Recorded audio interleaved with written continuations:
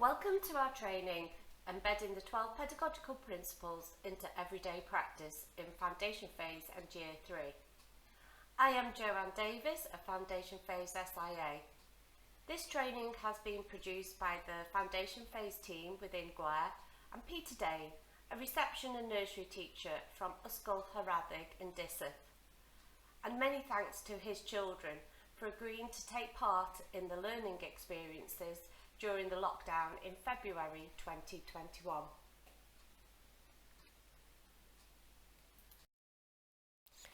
To gain further understanding of how to embed the 12 pedagogical principles into our day-to-day practice, we must consider the theories and research of child development and learning and how it relates to our day-to-day planning. We will consider the learning environment, including the role of the adult, pupil voice in your planning, the progression of skills, and how the current foundation phase provision creates the ideal climate to promote the 12 pedagogical principles to realise the 4 core purposes of the curriculum for Wales.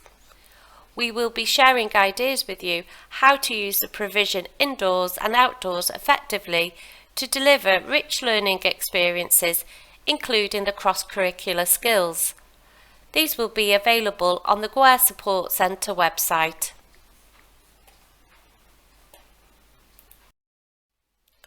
Within the documents Designing Your Curriculum, there is a section on implementation and practical considerations for 3 to 8 years old. The pre-progression step 1, the Enabling Pathways draft version, will be published for consultation in May, and the final version published in December.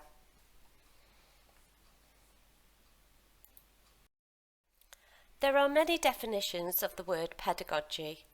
For the purpose of this training, we will use the definition taken from Successful Futures as it is in the context of the curriculum for Wales.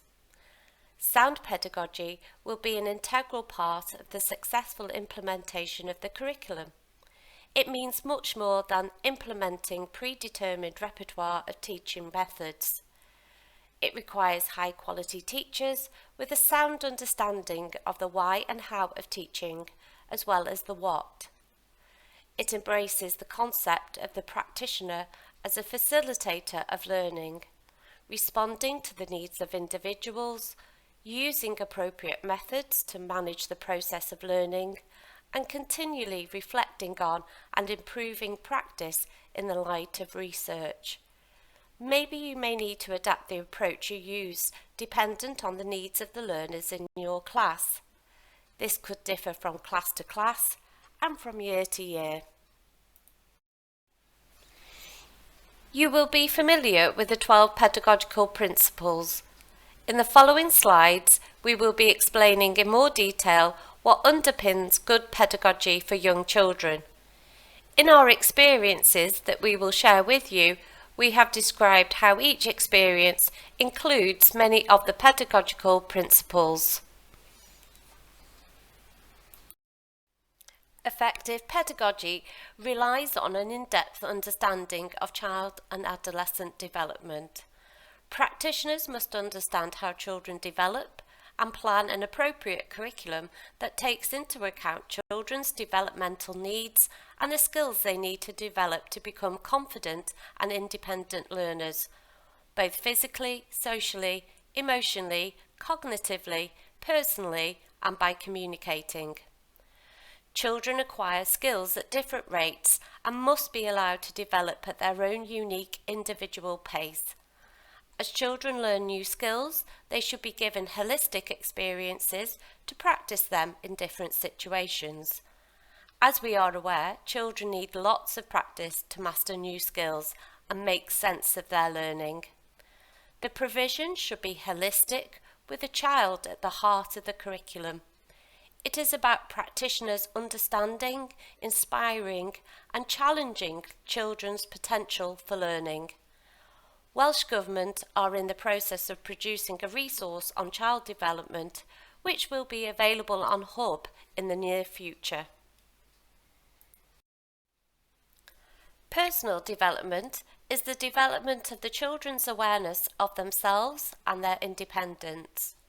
Throughout their formative years, children acquire and develop their personal skills in a number of ways. Social development concentrates on the child's relationships with other people. Emotional development is the development of the children's self-esteem, their feelings towards others. Children's cognitive development is the development of the mind, and it focuses on their thinking and understanding, including problem solving, reasoning, concentration and memory. Communication is made up of different forms and skills and has 5 components: receptive speech, expressive speech, reading, writing and listening. Communication skills can be verbal and non-verbal. Language includes sign language, drawing, painting as a means of communication. And finally, physical development refers to the skill and performance of the body and is divided into 2 sections, gross and fine motor development. And we would like to bring your attention to this book, Child Development, an Illustrated Guide by Carolyn Meggitt. In this table, we have selected a few examples of similar strands of child development from 3 to 9 years old. These milestones provide guidance for the developmental needs of all children and helps you to consider the provision and pedagogical approach you are using. Development and growth of the enabling skills, that is social, personal, cognitive, emotional, communication and physical skills, should be developed in a holistic manner to enable mastery of those skills. Our learning environment, both indoors and outdoors, allows the opportunities to develop these skills holistically and supports them moving cognitively from needing concrete experiences to the early stages of symbolic representations and later abstract thought. As children develop cognitively, abstract thought processes can be applied to their learning in meaningful ways, using a learning environment with resources being more sophisticated and responding to their needs. A 3-year-old's brain is twice as active as an adult's brain, and this level of activity continues until the age of 9 or 10. Young children's brains are more active, more connected, and much more flexible than adults. Children develop 50% of their eventual ability to learn, sometimes described as their intelligence, before the age of 4, and another 30% before they are 8. Adult interaction and physical activity continue to make a massive difference to learning throughout childhood. Here are some quotes from educational theorists and psychologists whose research or theories support the learning and teaching pedagogy strategies in the foundation phase. To develop your understanding of the theories and research about child development and learning relevant to day-to-day planning and practice, this task may be useful. If you would like to consider each of these quotes and match them to the key elements of the foundation phase provision, that is, children's interests, quality environments, adult observations and interactions, and finally, experiential learning, you may need to pause the video at this point to complete the task. These are the 3 key enablers that are essential for holistic and meaningful learning. The first is enabling adults, which is the role of the adult. The second is the enabling experiences, that are the rich learning experiences. And finally, the enabling environment, which is the learning environment, both indoors and outdoors. Within designing your curriculum, there is a section on implementation and practical considerations. The guidance explains how to support the curriculum, how the pedagogy should support learners to have positive disposition for learning by including pupil voice, for example, how the learning environment, both indoors and outdoors, and the meaningful context provided promotes independence, resilience, confidence, and perseverance, to name a few, and feels safe and secure to express themselves and take risks. What is the role of the adult within the foundation phase? The role of the adult is there to promote independence, that is, independent learners and independent learning, and that children can collaborate and work together, to support and extend the learning, to make observations and assessments, to know when to stand back and listen, and when to take an active role, to be aware of the skills that are being taught or have previously been taught, to model vocabulary and language patterns, to use effective questioning, and model how to use the resources correctly and carefully. Good teaching and learning includes a blend of approaches. There must be a balance between direct teaching and exploration through child-initiated activities and those directed by practitioners. Adults are modelling and scaffolding the learning, and opportunities to develop independent learning skills both individually and collaboratively. Also lots of time to practice and apply newly learnt skills. When problem solving, children are in natural flow between creative and critical thinking. The creative process can be in arts, language, maths, science and technology, and design. When children are in the problem solving process, they will be using creative thinking to establish how to solve a problem, exploring all possibilities.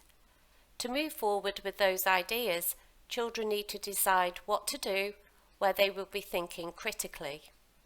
This process is repeated until the desired outcome is achieved and the problem solved. A well-planned curriculum includes Pupil Voice, which allows children opportunities to be creatively involved in their own learning, which must build on what they already know and can do, their interests and what they understand. Pupil Voice is more than just choosing the theme. It includes choosing appropriate resources for the task in hand or exploring in the learning environment. It will influence resources and provision areas outdoors and indoors. Pupils should also be able to decide how they can complete and present their work. An assessment for learning approach provides practitioners with insight into the effectiveness of learning and involves providing regular feedback and meaningful oral and appropriate written content. A reflective practitioner will adapt the provision to meet the needs of all learners and provide an appropriate level of challenge to move the learning forward.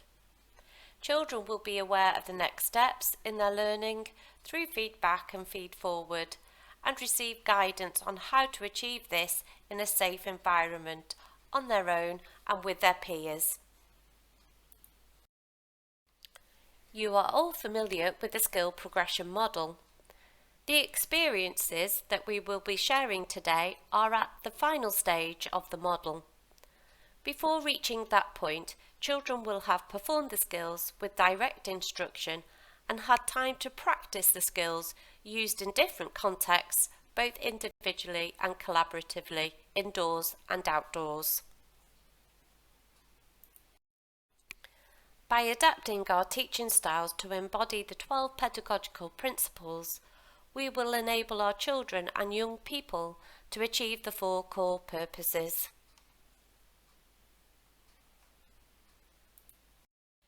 We have produced a range of learning experiences which include exemplifying lots of pedagogical approaches that can be achieved in one learning experience.